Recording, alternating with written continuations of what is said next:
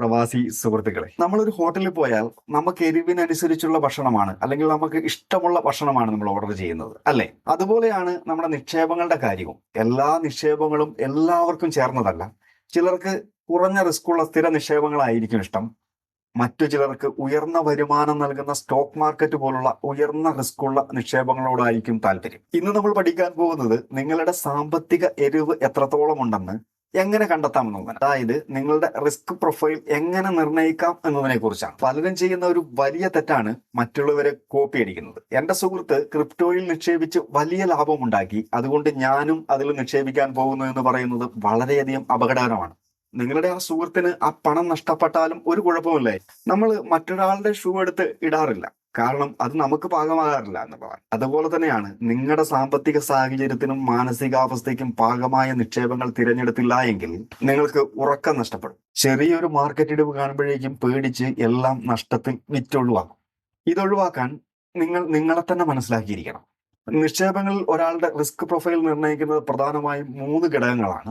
ഒന്ന്, റിസ്ക് എടുക്കാനുള്ള കഴിവ്. ഇതൊരു ഗണിതമാണ്. നിങ്ങളുടെ പ്രായം, വരുമാനം, സാമ്പത്തിക ബാധ്യതകൾ എന്നിവയെല്ലാം ആശ്രയിച്ചിരിക്കും ഇത്.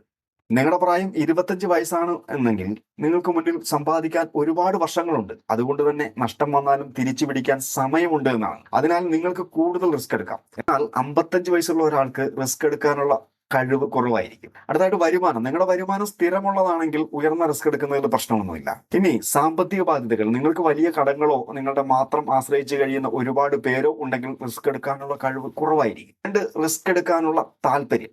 ഇത് മനഃശാസ്ത്രപരമായിട്ടുള്ള ഒരു കാര്യമാണ്. നിങ്ങളുടെ വ്യക്തിപരമായ സ്വഭാവമാണിത്. ചിലർക്ക് ചെറിയ നഷ്ടങ്ങൾ പോലും സഹിക്കാൻ കഴിഞ്ഞെന്ന് വരത്തില്ല. മാർക്കറ്റ് ഒരു 5% ഇടിയുമ്പോഴേക്കും അവർക്ക് ഉറക്കം നഷ്ടപ്പെടുകയും മറ്റു ചിലർക്ക് 20% ഇടിഞ്ഞാലും ഇതൊക്കെ സർവ്വസാധാരണമാണ്, കുറച്ച് കഴിയുമ്പോൾ ഇതൊക്കെ ശരിയായിക്കോളും എന്ന് ചിന്തിക്കുന്നവരാണ്. അപ്പൊ നിങ്ങളുടെ മാനസികാവസ്ഥ എന്താണെന്ന് സ്വയം നിങ്ങൾ വിലയിരുത്തുക, അതിനുശേഷം മാത്രം നിക്ഷേപിക്കുക. മൂന്നാമതായി, നിക്ഷേപത്തിന്റെ സമയപരിധി. നിങ്ങളുടെ സാമ്പത്തിക ലക്ഷ്യത്തിന് ഇനി എത്ര വർഷമുണ്ട് എന്നത് വളരെ പ്രധാനപ്പെട്ട ഒന്നാണ്. ദീർഘകാല ലക്ഷ്യങ്ങൾക്കായി, അതായത് 10 വർഷം, കുട്ടികളുടെ ഉന്നത വിദ്യാഭ്യാസം, റിട്ടയർമെന്റ് പോലുള്ള ദീർഘകാല നിക്ഷേപങ്ങൾക്ക് വേണ്ടി നിങ്ങൾക്ക് ഓഹരികൾ പോലുള്ള ഉയർന്ന റിസ്ക്കുള്ള നിക്ഷേപ മാർഗങ്ങൾ തിരഞ്ഞെടുക്കാം. എന്നാൽ ഹ്രസ്വകാല ലക്ഷ്യങ്ങളായ 1 വർഷം മുതൽ 3 വർഷം വരെയുള്ള ഇതിനാണ് നിക്ഷേപിക്കുന്നതെങ്കിൽ അത് സ്റ്റോക്ക് മാർക്കറ്റിൽ നിക്ഷേപിക്കുന്നത് മണ്ടത്തരമാണ്. കാരണം ആ സമയത്ത് മാർക്കറ്റ് ഇടിഞ്ഞാൽ നിങ്ങളുടെ പ്ലാൻ മുഴുവൻ തകരും.